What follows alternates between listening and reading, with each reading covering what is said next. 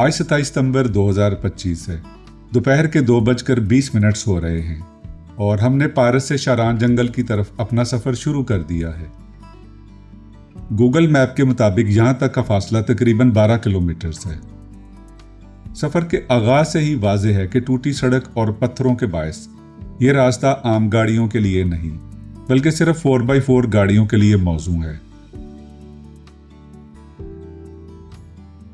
यहाँ एक कंक्रीट पुल ज़ेरे तामीर है जिसकी तकमील के बाद और सड़क की बेहतरी से शारान तक की रसाई काफ़ी आसान हो जाएगी। इस एपिसोड को कुछ ज़ाती मसरूफियात की वजह से तकरीबन 10 माह बाद अपलोड कर रहा हूँ, जिसके लिए आप सबसे माजरत हुआ हूँ। अलबत्ता खुशी की बात यह है कि इन 10 माह के दौरान यहाँ की कुदरती खूबसूरती में कोई नुमायां तब्दीली नहीं आई और शारान आज भी अपनी असल दिलकशी के साथ मौजूद है।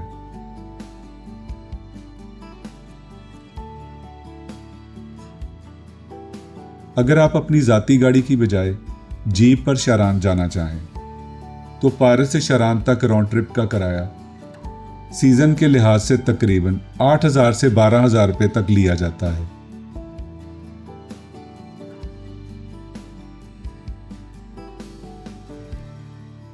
अब हमें इस मुकाम से दाएं जानब ऊपर की तरफ जाना है और यहां से सड़क की असल आजमाइश शुरू होती है। रास्ता पहले से भी ज्यादा खराब दिखाई दे रहा है और चढ़ाई मुसलसल तेज होती जा रही है।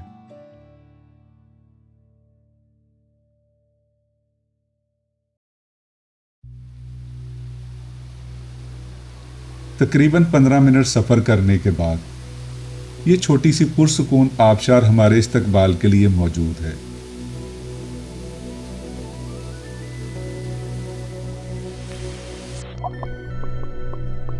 इसके नीचे बने हुए पानी के तालाब में किसी ने ट्रोट मछलियां भी पाल रखी हैं, जिन्हें देखकर सफर की थकन कुछ कम महसूस होने लगी है।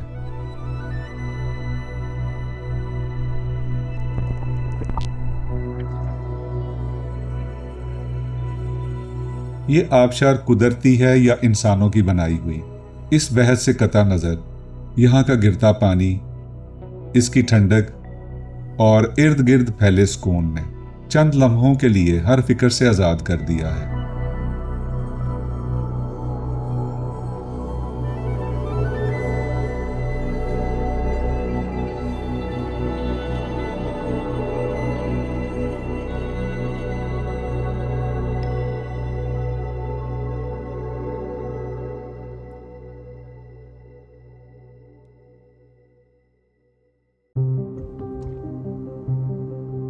अब दोबारा शारान जंगल की तरफ सफर शुरू कर दिया है। रास्ता पहले ही दुश्वार था, मगर अब चढ़ाइयां भी काफी ज्यादा हो चुकी हैं और जिमनी को भी पूरी ताकत लगाना पड़ रही है।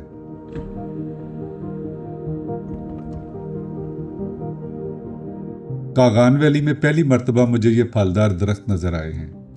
देखने में ये जापानी फल जैसे महसूस होते हैं, लेकिन मुकामी लोग इन्हें अमलोग कहते हैं। अगर आप इस फल के बारे में जानते हैं तो कमेंट्स में जरूर आगाह कीजिएगा। अब हम खासी बुलंदी तक पहुंच चुके हैं। चीड़ के दरख्तों की तादाद मुसलसल बढ़ रही है। ठंडी हवा की खुशबू भी बदलने लगी है और यूं महसूस होता है जैसे हम आहिस्ता आहिस्ता एक नई दुनिया में दाखिल हो रहे हों।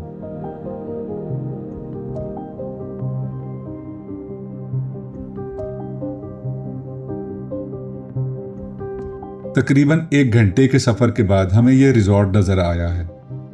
यही रिजॉर्ट शोगरान से भी वाज़ेह दिखाई देता है, मगर हम यहाँ रुकेंगे नहीं क्योंकि हमारी मंजिल शारान जंगल है और कोशिश यही है कि जल्द से जल्द वहां पहुंचे। अब हम इस कदर बुलंदी पर आ चुके हैं कि दाएं जानब शोगरान तकरीबन हमारे बराबर या शायद हमसे भी कुछ नीचे दिखाई दे रहा है। इस मंजर से अंदाजा हो रहा है कि हम कितनी ऊंचाई तय कर चुके हैं। सतह समंदर से 9,320 फीट बुलंद इस मुकाम को जबड़ा टॉप कहते हैं। कुदरत ने यहां अपनी खूबसूरती दिल खोल कर बिखेर दी है, मगर सड़क की तमीर मुकम्मल होते ही यहाँ होटलों की कतारें नजर आएंगी। दुआ है कि तरक्की के साथ साथ इस जंगल का असल कुदरती हुस्न हमेशा महफूज रहे। सामने नजर आने वाली इस पहाड़ी की बाएं जानब से अब हमारा रास्ता घने जंगल के अंदर से उतरना शुरू होगा और यही रास्ता हमें हमारी मंजिल शारान जंगल तक ले जाएगा। अब यहां से शारान जंगल तक मुसलसल उतराई का सफर है। रास्ते में काफी होटल्स और रिजॉर्ट्स बन चुके हैं, जबकि कई नई तामीरात भी जारी हैं, जो सयाह कुदरती माहौल के साथ साथ जदीद सहूलियात भी चाहते हैं वो अमूमन इन्हीं होटल्स और रिजॉर्ट्स में क़याम करते हैं। यहाँ रहाइश के अखराजात भी बाकी इलाकों की निस्बत कुछ ज्यादा हैं। सीजन के मुताबिक एक रात का किराया तकरीबन 12,000 से 35,000 रुपए तक बताया जाता है। अब घना जंगल बाकायदा शुरू हो चुका है और इसके साथ ही मुसलसल उतराई भी।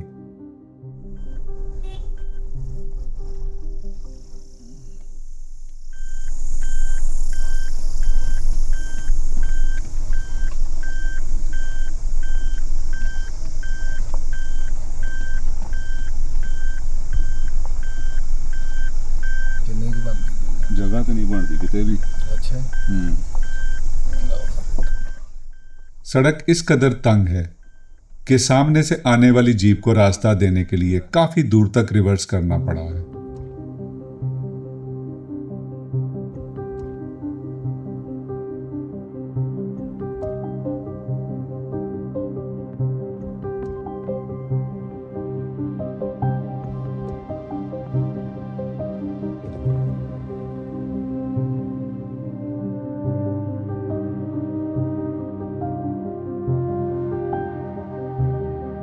तकरीबन 2 घंटे 20 मिनट्स के सफर के बाद आखिरकार हम सतह समंदर से 7,956 फीट बुलंद शारान जंगल पहुंच चुके हैं। इस घने और खामोश जंगल में कदम रखते ही यूं महसूस हुआ जैसे सफर की सारी थकन ही कहीं पीछे रह गई हो।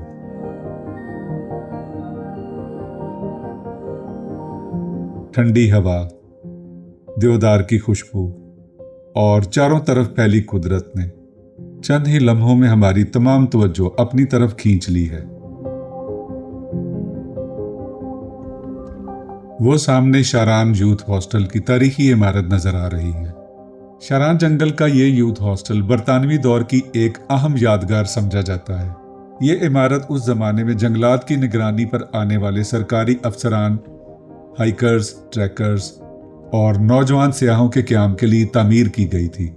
आज यह इमारत पाकिस्तान यूथ हॉस्टल एसोसिएशन के ज़ेर इंतज़ाम है, जो एक गैर मुनाफे बख्श तंजीम है। अगरचे ये बराह रास्त सरकारी इदारा नहीं, लेकिन हुकूमती तावन से मुल्क भर में मुख्तलिफ यूथ हॉस्टल्स चलाती है।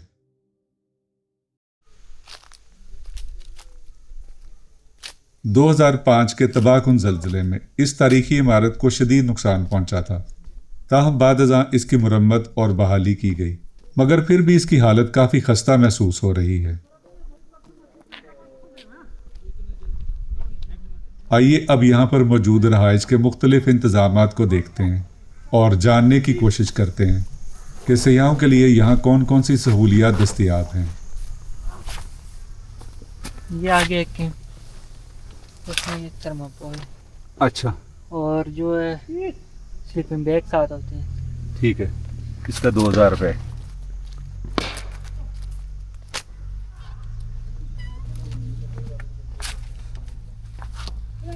इसके लाइट नहीं है? लाइट भी नहीं है। अच्छा अच्छा, इसके कितने चार्जेस हैं? इसका 6,500। ये खिड़की, यहाँ से ये व्यू। अगर आपको पुरताइश आसाइशों से ज़्यादा कुदरत की कुर्बत अजीज़ है और कम खर्च में चंद यादगार दिन गुजारना चाहते हैं तो यकीन मानिए ये जगह आपके लिए बनी है। अच्छा, तो इसमें फी बेड के हिसाब से चार्ज? नहीं, ये पूरा ही देते हैं। पूरा ही देते हैं। अच्छा अच्छा, कोई वो ट्रिप वगैरह आए तो फिर जाए? हाँ जी, वैसे भी आते हैं जब 10 लोग इकट्ठे हों। तो इसके क्या चार्जेस हैं? इसके 15,000। कमरे। इसमें कितने बेड हैं? इसमें एक डबल बेड, एक सोफा कम बेड, एक चेयर पे, अच्छा एक मैट्रेस भी, एक दो डाल के रहते हैं। अच्छा, इसके क्या चार्ज है? 8.5 अब यहाँ से चंद कदम के फासले पर मौजूद खैबर पख्तूनख्वा टूरिज्म के ज़ेर इंतज़ाम कैंपिंग पॉट्स की तरफ चलते हैं और देखते हैं कि वहाँ सयाहों के लिए क्या सहूलियात मौजूद हैं। ये चेक करें क्या हालत है गाड़ी की।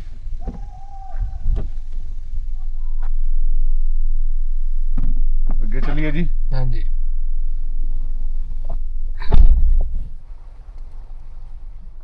इस घने जंगल के दरमियान ये छोटा सा खुला मैदान ख़ास तौर पर खाली छोड़ा गया है।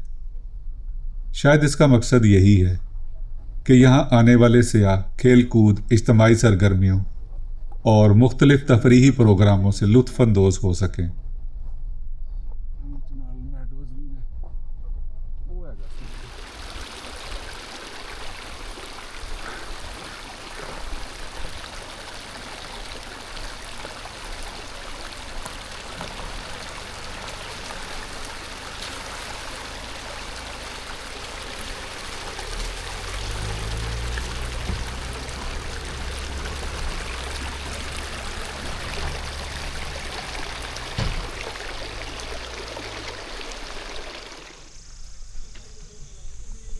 यहाँ तो जंगल में वाकई मंगल लगा हुआ है।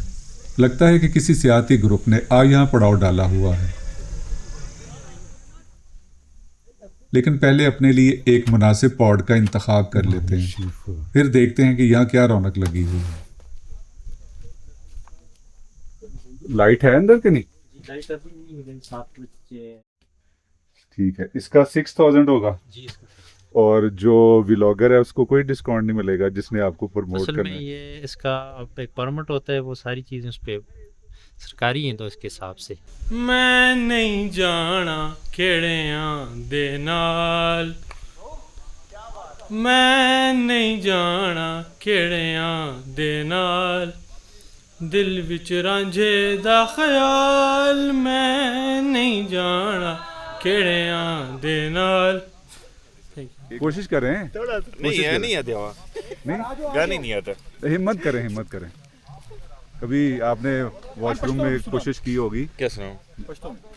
हल्की सी एक लाइन डायलॉग होगी भाई, हो जाए। कुछ भी कह दे, खान किसी को क्या समझ आनी? वो जो आप मुझे याद ही नहीं है। वो बता नहीं रहे थे बस में क्वेश्चन। वो तो उसके साथ मैं बस वो 1-2 लाइन कर देना उसके साथ करिए, उसके साथ। ठीक है, चले करें। अच्छा, खामोशी। यार नहीं याद आ रहा। तुम्हें दिल लगी भूल जानी पड़ेगी, तुम्हें दिल लगी भूल जानी पड़ेगी, कभी दिल की राहों में आकर तो देखो, तड़पने पे मेरे नाम फिर तुम हंसोगे, कभी दिल किसी से लगा कर तो देखो। Congratulations sir, thank you. जबरदस्त, बहुत जबरदस्त, थैंक यू। इस ग्रुप की तमाम जीपें कुछ फासले पर मौजूद एक बहुत पुरानी दुकान के पास खड़ी हैं। हमें भी चाय वगैरह के लिए कुछ ज़रूरी सामान खरीदना है। थोड़ी सी वॉक भी हो जाती है और हम भी उसी तरफ चलते हैं। ले जी, एक बड़ा ही डिफ़िकल्ट और टफ ट्रैक इस्तेमाल करते हुए हम शारान फॉरेस्ट पहुंच चुके हैं और शाम पड़ चुकी है, सूरज तकरीबन गुरूब हो चुका है। लेकिन ये जगह इस कदर खूबसूरत है कि इसको अल्फाज में बयान करना मुमकिन नहीं है कि क्या कहा जाए कि कितनी खूबसूरत है। बहरहाल सुबह जब बनाएंगे वीडियोस तो उसको कोशिश करेंगे कि इस जगह के साथ कुछ इंसाफ कर सकें। लेकिन मैं समझता हूँ कि इंसान के अंदर जितना मर्जी बड़ा फोटोग्राफर हो, अलमुसव्वर के शाहकार उनको वो कवर करने की अहलियत नहीं रखता। इस पूरे घने जंगल में यही एक पुरानी दुकान है जहां रोज़मर्रा इस्तेमाल की चंद ज़रूरी अशिया दस्तयाब होती हैं। तकरीबन तमाम जीपें भी इसी मुकाम पर आकर खड़ी होती हैं। यहाँ पे एक जंगल के अंदर इन साहब ने शॉप बना रखी है। क्या नाम है आपका? आमिर अली शाह। आमिर अली शाह। कब से ये शॉप बनाई हुई है आपने? ये तकरीबन 50 साल पुरानी है सर। 50 साल? जी। तो यहाँ क्या इर्द गिर्द कोई गांव है? पहले माल मवेशी वाले लोग थे। अच्छा। भेड़ बकरियों वाले, जंगल कटाई वाले। अच्छा। तो 2017 के बाद फिर टूरिस्ट आना शुरू हो गया। अच्छा अच्छा अच्छा। तो आपके अबाउजदाद इस जी काम जी, में? पहले मेरे अबू थे, उन्होंने छुट्टी कर दी। अच्छा अच्छा अच्छा, ठीक है। आपने काफ़ी सामान रखा हुआ है। अस्सलाम वालेकुम। काफ़ी चीज़ें आपसे। 3 पानी की बोतल दी। छोटी बड़ी। बड़ी।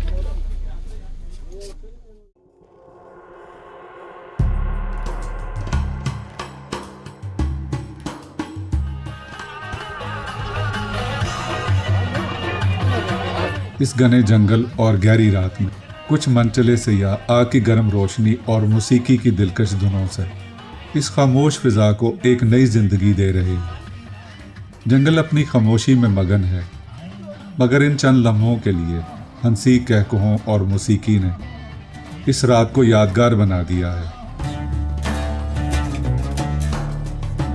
इसी में उयू ही लगे लगाना है, नहीं उयू ही होता है।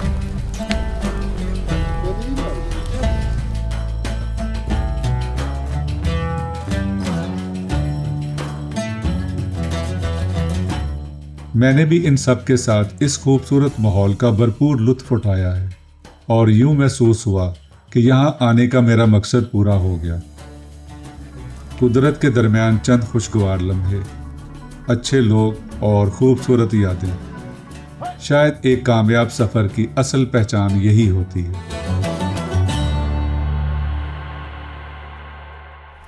आप भी लोग करते हैं जी। आपका चैनल कौन सा है? अब्रार चीमा फोटोग्राफी।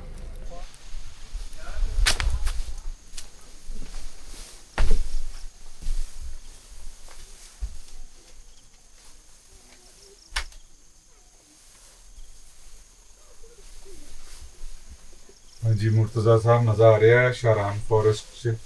माशाल्लाह खूबसूरत जगह। खूबसूरत जगह। कभी शाम ਨੂੰ ਦੇਖੀ ਸੁਬਹ ਦੇਖਾਂਗੇ ਤੇ ਫਿਰ ਇਨਸ਼ਾਅੱਲਾ। ਅਸੀਂ ਉਧਰੋਂ ਜਦੋਂ ਚੜੇ ਆ ਨਾ, ਕਿਉਂਕਿ ਅਸੀਂ ਉਧਰ ਵੀ ਖੜੇ ਸਨ ਨਾ ਆਪਣਾ ਉਂਝ ਹੀ ਬੋਲਣਾ ਦੂਸਰੀ ਸਾਈਡ ਤੇ ਉੱਥੇ ਇੰਜ ਹੀ ਲੱਗ ਰਿਹਾ ਸੀ ਕਿ ਜਿਵੇਂ ਐਸ਼ਰਾਨ ਹੈ ਔਰ ਇੱਥੇ ਬਿਲਡਿੰਗ ਹੈ, ਹੋਟਲ ਨੇ, ਸਾਰਾ ਕੁਝ ਮਿਲੇਗਾ ਤੁਹਾਨੂੰ। ਜਦੋਂ ਅਸੀਂ ਸਫ਼ਰ ਕਰਕੇ ਆਏ ਉਹ ਤੇ ਇੱਕ ਟੌਪ ਬਣਦੀ ਹੈ, ਬਰਲ ਉਹ ਹੈ ਨਹੀਂ ਜਗ੍ਹਾ। ਉਸ ਤੋਂ ਅੱਗੇ ਥੱਲੇ ਆਣਾ, ਅਸੀਂ ਪੂਰਾ ਪਹਾੜ ਥੱਲੇ ਆਣਾ, ਫਿਰ ਇੱਕ ਮੈਡੋ ਆਣਾ, ਉਹਦੇ ਉੱਤੇ ਆ ਕੇ ਜਿਹੜਾ ਨਾ ਜੰਗਲ ਹੈ भरपूर, और उस जगह का नाम शरान क्या है। मेरे साथ एक अजीब मसला है, घर में चाय पी लूँ तो नींद नहीं आती, और ऐसे थका देने वाले सफ़र के बाद अगर चाय ना पीऊँ तब भी नींद नहीं आती।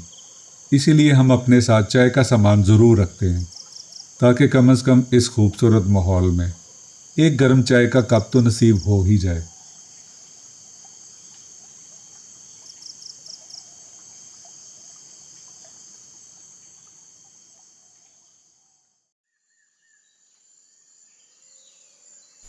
लगी रात, बहुत अच्छे तरीके से यहाँ पे नींद आई इस पॉड के अंदर। बाहर काफ़ी ठंड थी, लेकिन यहाँ बिल्कुल महसूस नहीं। कंबल भी थे, रजाइयाँ भी थी। अपने घरों के आरामदा कमरों में गुजरी हुई सैकड़ों रातें भी शायद वो सुकून नहीं दे सकती जो कुदरत की आगोश में ऐसे घने जंगल के दरमियान गुजरी हुई एक रात दे जाती है।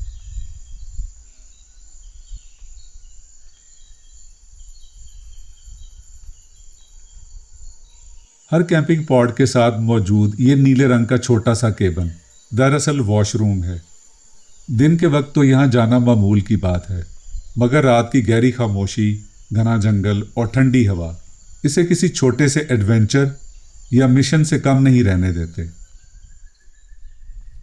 ये इस जंगल में एक छोटा सा पॉइंट है जहाँ पे टेलीनॉर के सिग्नल्स आ जाते हैं और 4G भी चलने लग जाता है।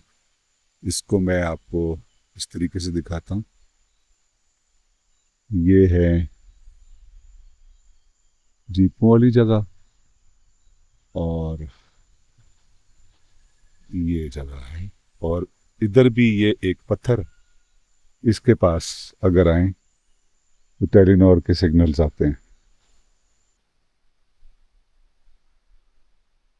इस घने जंगल में मौजूद ये कैंपिंग पॉट्स, इनके दरमियान फैला ये सरसब्ज मैदान और हर तरफ छाई खामोशी दिल को एक अजीब सा सुकून अता करती है। यहाँ आकर दिल चाहता है कि सारा दिन किसी दरख्त के साए तले खामोशी से बैठे रहें, ना वक्त का एहसास हो और ना दुनिया की किसी मसरूफियत का।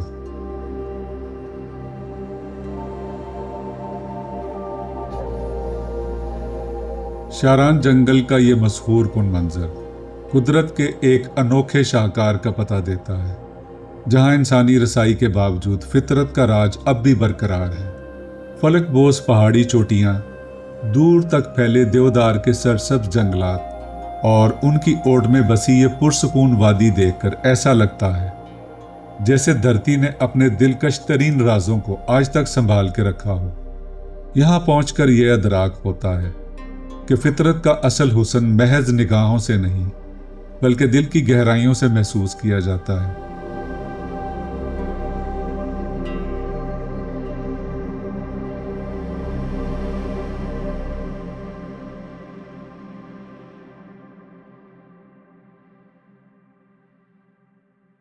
अच्छा, तो आप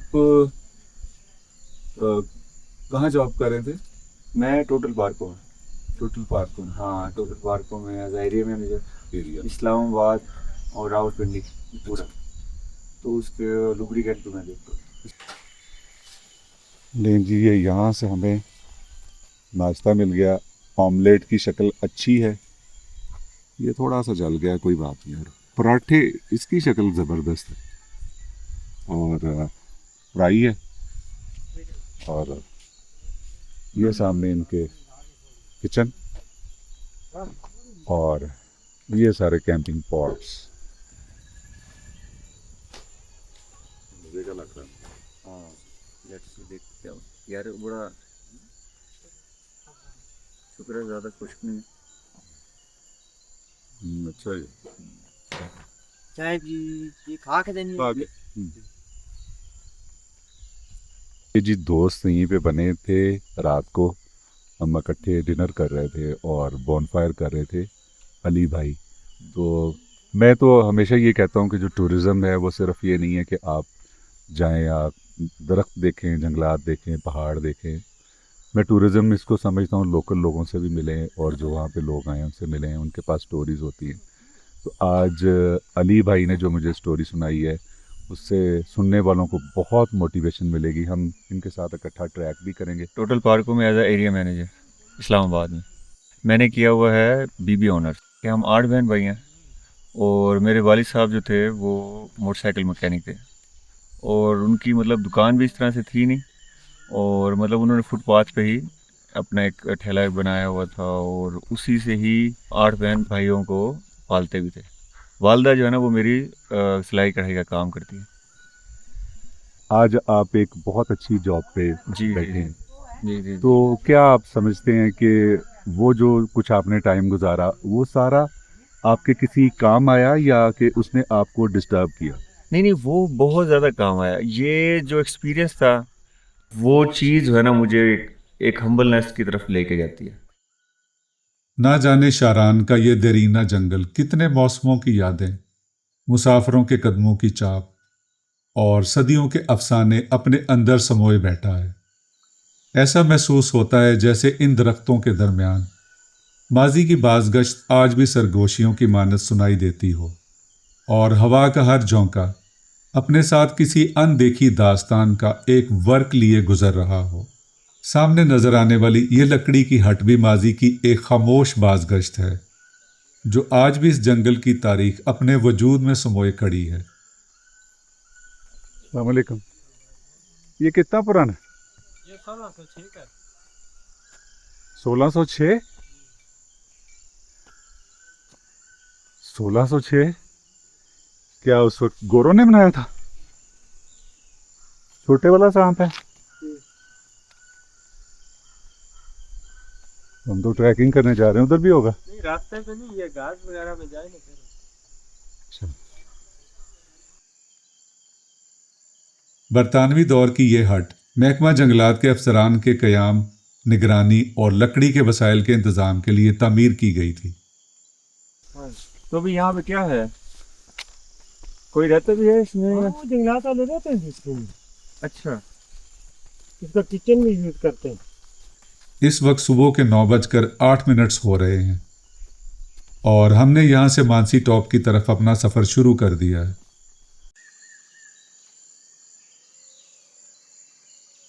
यहाँ आकर यूं महसूस होता है जैसे देवदार के बुलंद बाला दरख्तों ने अपने घने साए तले सूरज की किरणों को ज़मीन तक पहुँचने से रोक रखा हो और रोशनी और साया आपस में एक अनोखा रिश्ता कायम किए हों।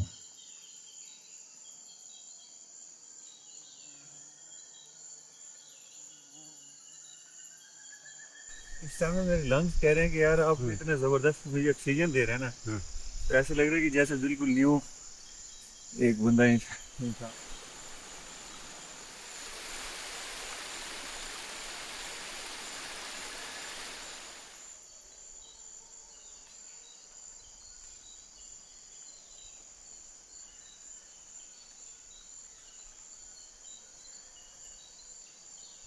सही है ना?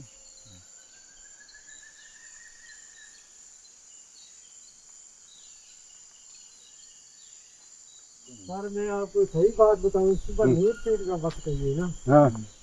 तो मैंने एक दिन लगाया इनके साथ। अच्छा अब बात सुनो, तुम कह रहे हो कि 45 लोग लेके गए ऊपर। हाँ 45, 2 गाइड भी थे। अच्छा बात तो सुनो ना। जी जी 45 लोग गए, लेके गए। जी जी 45 लोग आप लेके गए, उन्होंने पैसे कितने दिए? मैं पैसे आपको सही बात बताता हूँ ना। हाँ। 2 गाइड भी थी, 2 घोड़े भी लिए थे उन्होंने। अच्छा। घोड़े वो थे कि यहाँ से सिलेंडर गैस भी लेके गए थे वो। अच्छा। और वहाँ पे पकौड़े भी बनाए पर। अच्छा। खाना खाना करके। वो पैसे कितने दिए उन्होंने? तो जाते वक्त मुझे ये दे थे। ये क्या?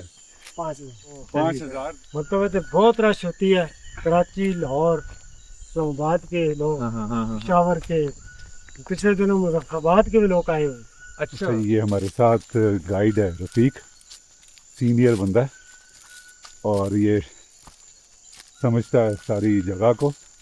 यहाँ बगैर गाइड के आना ठीक नहीं है क्योंकि कई रास्ते निकलने छोटे छोटे से, तो आप आगे पीछे हो सकते हैं। ये देखें अभी एक पगडंडी लेफ्ट साइड पे जा रही है और एक राइट साइड पे नीचे की तरफ जा रही है, ठीक है।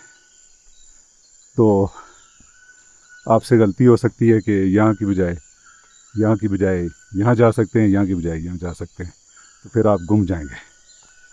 ये रफ़ीक है और ये सब मेरे रफ़ीक हैं। इस वक्त ये सब रफ़ीक हैं। रफ़ीक नंबर 1 और 2 और ये 3।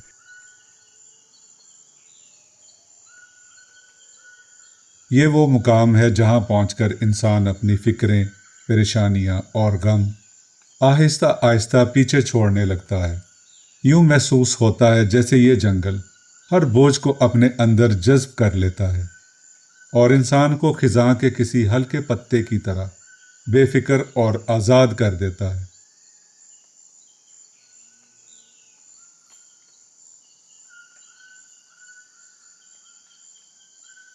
अच्छा रफ़ीक, आपने ना सच सच बताना है जी जी कि यहाँ कोई जंगली जानवर कभी आपको नज़र आया कि नहीं?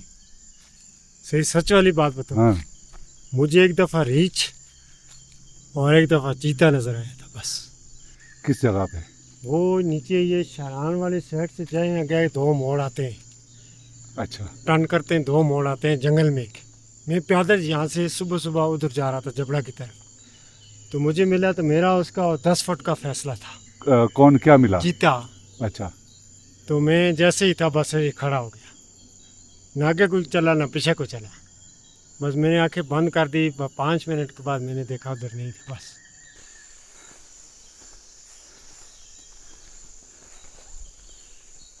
अभी रफ़ीक ने ये बताया कि ये सामने जो टॉप नज़र आ रही है ये मूसा का मसला है। कितनी इसकी ऊंचाई है?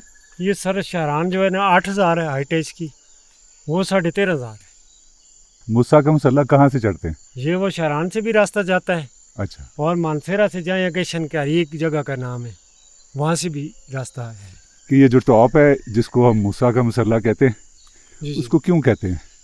वो इस वजह से कह रहे हैं कोई अल्लाह का वली था, अल्लाह को पुकार रहा था, वहाँ पे उसकी डेथ हो गई, वहाँ पे ज़ारत बना दी, इस वजह से मूसा मसल्ला कहते हैं। जो मेरे साथ ये दोस्त आ रहे हैं अली, उनको मूसा का मसल्ला जो रफ़ीक ने बताया उससे कुछ सेटिस्फेक्शन नहीं हुई, तो मैं अपनी ओपिनियन दे रहा हूँ कि हज़रत मूसा अलैहिस्सलाम कोहे तूर पे जाते थे अल्लाह ताला से हम कलाम होने के लिए।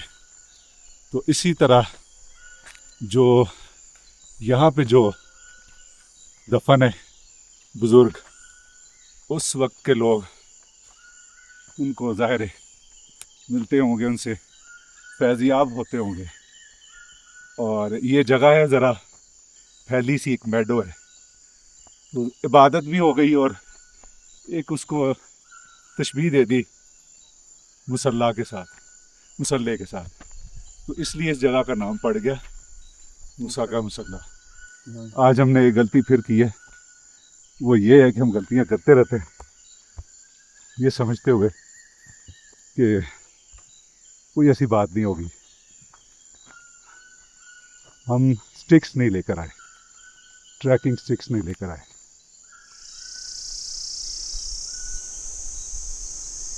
हाँ वीर रफ़ीक, कितना रह गया? क्यों आधा नहीं हुआ? आधा नहीं हुआ? नहीं हुआ। रफ़ीक भाई कितना रह गया? बस आधा हो गया सर। हाँ रफ़ीक भाई जी जी। कितना रह गया? थोड़ा रह गया सर। थोड़ा रह गया। जी जी।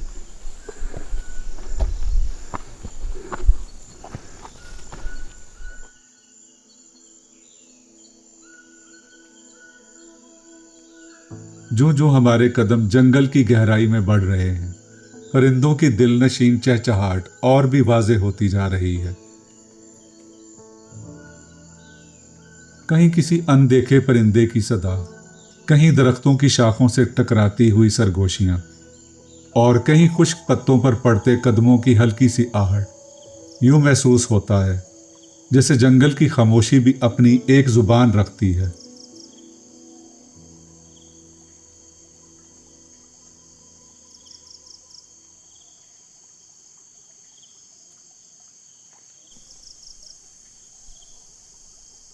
अभी रफीक से पूछते हैं कितना रह गया, वो कहता है थोड़ा ही रह गया बस।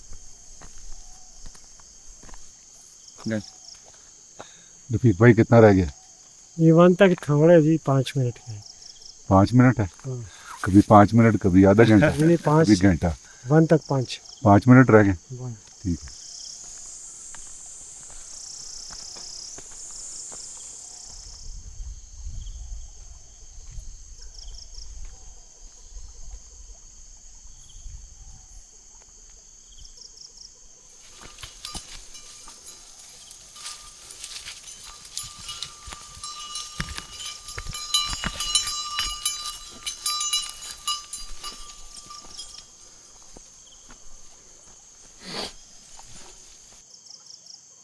अब यहाँ से मानसी टॉप 1 की हल्की सी झलक नजर आना शुरू हो गई है। मंजिल को सामने देखकर दिल को एक अजीब सी तसल्ली मिलती है और थके हुए कदमों में भी जैसे नई तवानाई आ जाती है।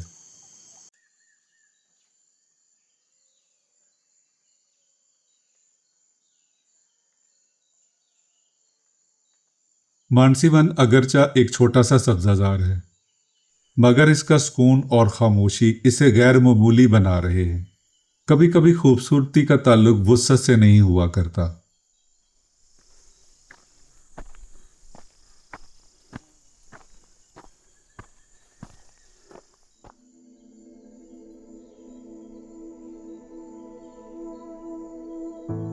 ये ट्रैक सिर्फ एक मंजिल तक पहुंचने का रास्ता नहीं, बल्कि कुदरत के साथ एक खामोश मुलाकात है।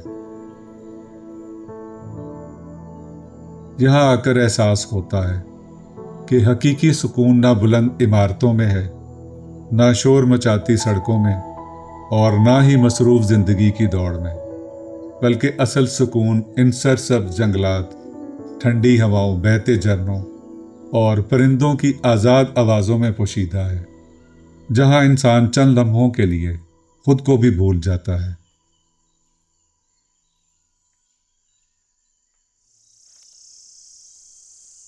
इस गहरी खाई पर नजर डालकर अंदाजा होता है कि हम कितनी बुलंदी तय कर चुके हैं, और दिल यही कह रहा है कि अब मानसी टॉप शायद हमसे ज्यादा दूर नहीं।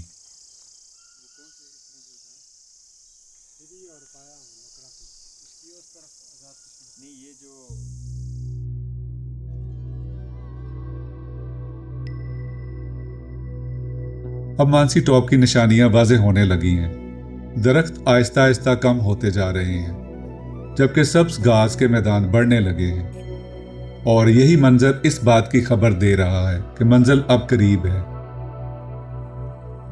वो सामने मानसी टॉप नजर आ गई है। अब सिर्फ चंद कदम और चंद लम्हों की बात है, और हम इस खूबसूरत मुकाम पर खड़े होंगे जिसका इंतजार हम सुबह से कर रहे हैं।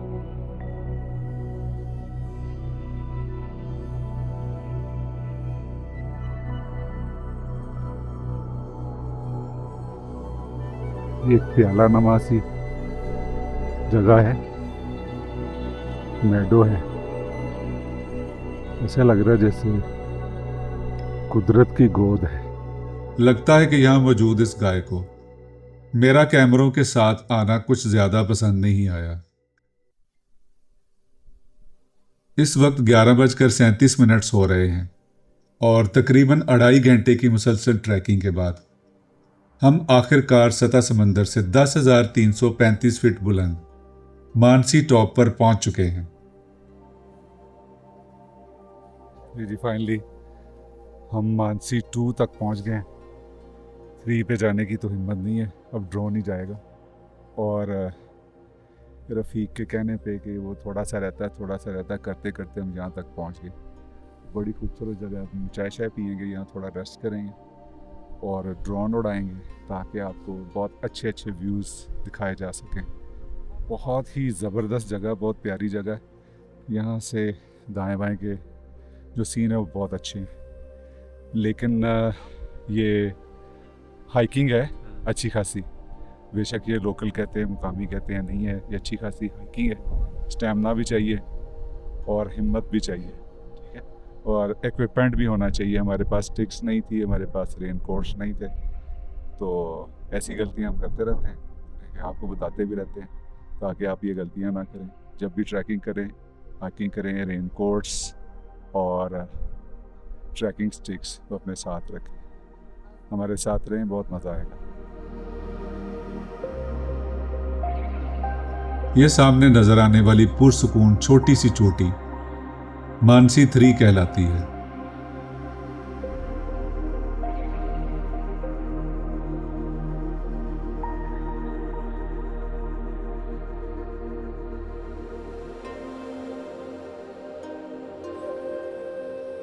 मानसी टॉप की बुलंदी पर पहुंचकर यूं महसूस होता है जैसे जमीन और आसमान एक दूसरे से हम कलाम हों। चारों तरफ फैले सरसब्ज जंगलात का बेकिनारा समंदर, दूर तक बिखरे पहाड़ी सिलसिले और उफक पर खामोशी से तैरते बादल, ये सब मिलकर एक ऐसा मंजर तख्लीक करते हैं जो हकीकत से ज़्यादा किसी खूबसूरत ख्वाब का हिस्सा महसूस होता है।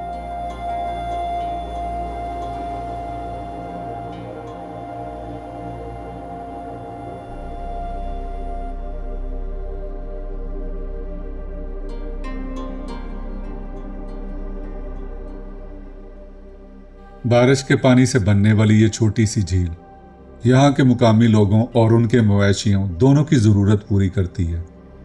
पहाड़ों में पानी का हर कतरा किसी नेमत से कम नहीं, और यही छोटी सी झील इस नेमत की एक खूबसूरत मिसाल है।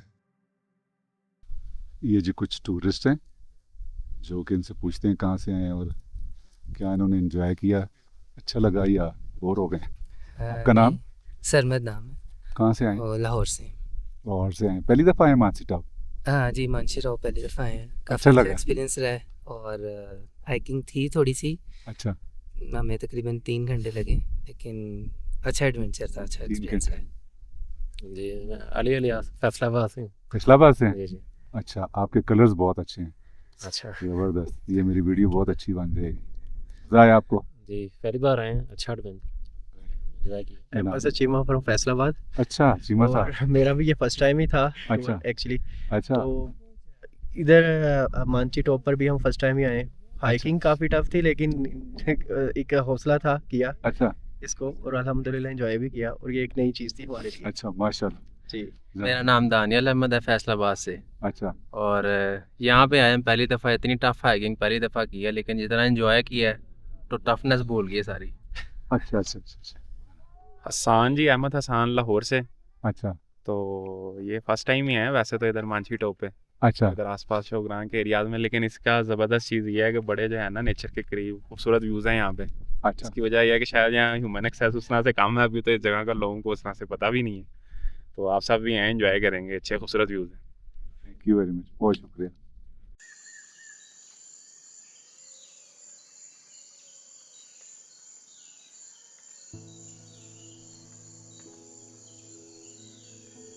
अपनी जिंदगी के यादगार तरीन लम्हों में से कुछ लम्हे गुजारने के बाद अब हम दोबारा शारान पहुंच चुके हैं।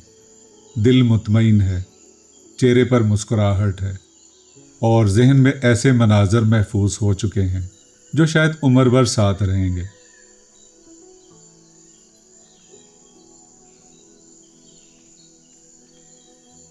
अभी हम मानसी टॉप से नीचे आए हैं, थोड़ा सा वक्फा किया, चाय शाय पिए और आबशार के लिए अभी नीचे के लिए सफ़र शुरू कर दिया।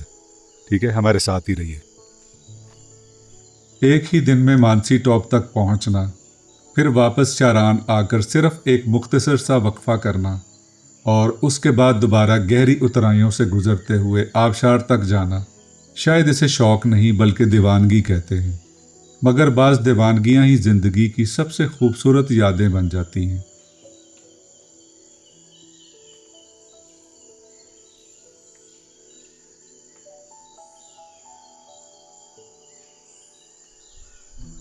ऐसी जगहों पे जैसे ये शारान फॉरेस्ट है या और भी कई ऐसी डेस्टिनेशंस हैं, यहाँ पहुँचने के बाद जो पॉइंट्स दूसरे होते हैं जैसे मानसी टॉप और आबशार, इनमें जाने का एक अपना ही अलग मज़ा होता है। एक छोटी सी एक्सपीडिशंस होती है, अगर हिम्मत हो तो ज़रूर करनी चाहिए। चलते रहिए। इस राज को तो शायद सिर्फ रब ही जानता होगा कि इसने इन दरख्तों में ऐसी कौन सी ताकत रख दी है। यहाँ आकर जिस्म की थकन जैसे कहीं खो जाती है, सांसें हल्की महसूस होने लगती हैं और कदम बगैर रुके अपनी मंजिल की तरफ बढ़ते ही चले जाते हैं।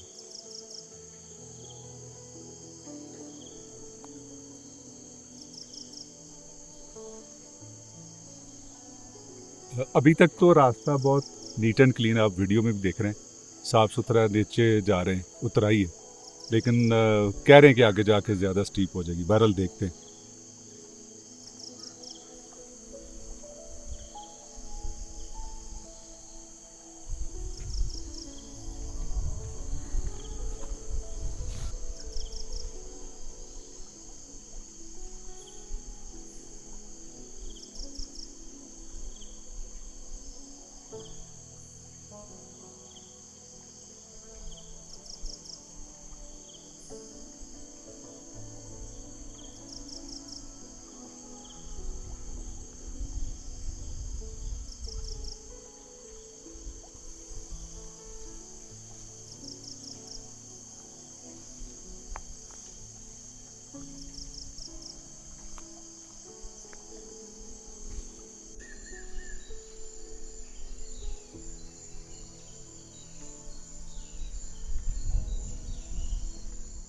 हाँ जी, यहाँ से नज़र आती है। अच्छा, ये रास्ता है। वो नीचे बंदे नजर आ रहे हैं, वो हाँ जी। उसका काम नहीं करना, वो तो बैठा हुआ नजर आ रहा है। हाँ हाँ हाँ। हमने ऐसे घूम के जाना है, ये उतराई वाला है, थोड़ा 10 मिनट का है। अच्छा, वो अच्छा। दरिया जा रहा है, उसकी बैक साइड में वाटरफॉल। तेरा काम नहीं मुझे है।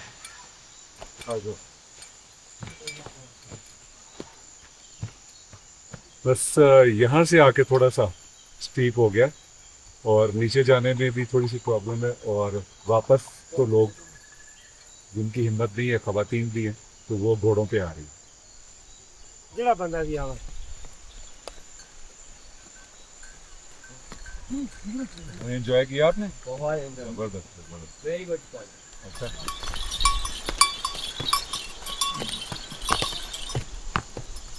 यासिर आसिफ वो एक रियाजत एक पैसा।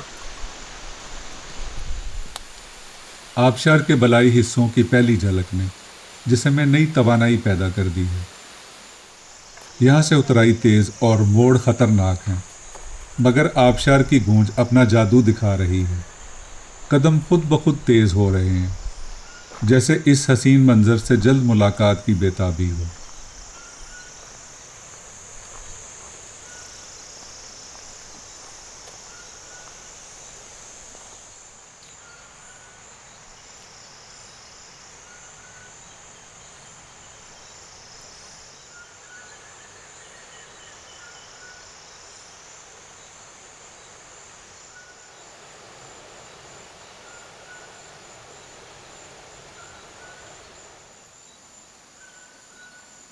पसे मंजर में बहता ये दिलकश आबशार, हाथ में गर्मा गर्म चाय का एक कप और चारों तरफ कुदरत की खूबसूरती, आज के पूरे दिन की सारी थकन उतारने के लिए शायद इससे बेहतर मंजर और कोई नहीं हो सकता।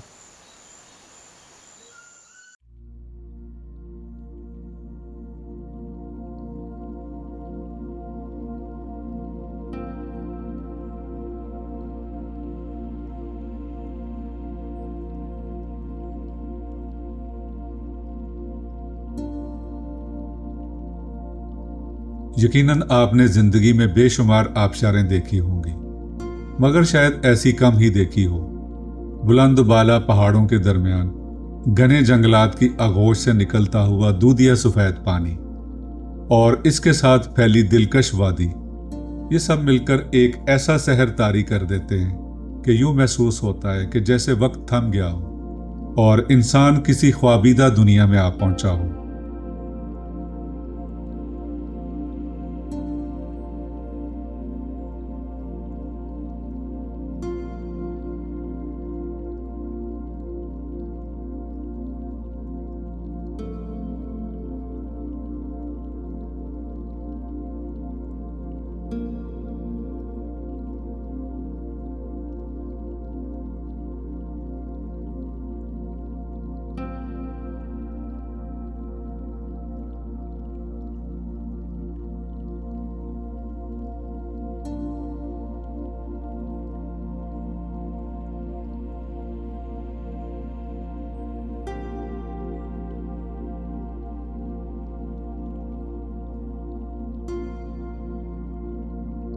यह दरिया भी अपनी नोयत का एक मुनफरिद दरिया है। दो बुलंद पहाड़ों के दरमियान घने दरख्तों, झाड़ियों, जंगली जड़ी बूटियों और शफाफ पत्थरों के बीच से नहायत खामोशी और वकार के साथ बहता हुआ पानी कुदरत की खूबसूरती का एक दिलकश शाकार मालूम होता है।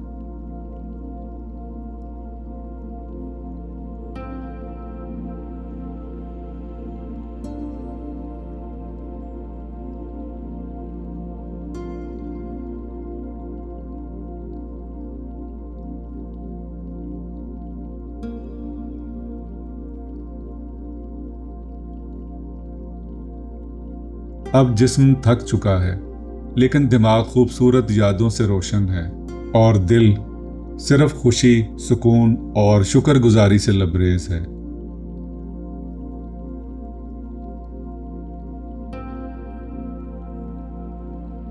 आज का एपिसोड यहीं ख़त्म करते हैं। बहुत जल्द एक और हसीन मुकाम पर दोबारा मुलाकात होगी इंशाअल्लाह। तब तक अपना बहुत ख्याल रखें और दुआओं में याद रखें। अल्लाह हाफिज़।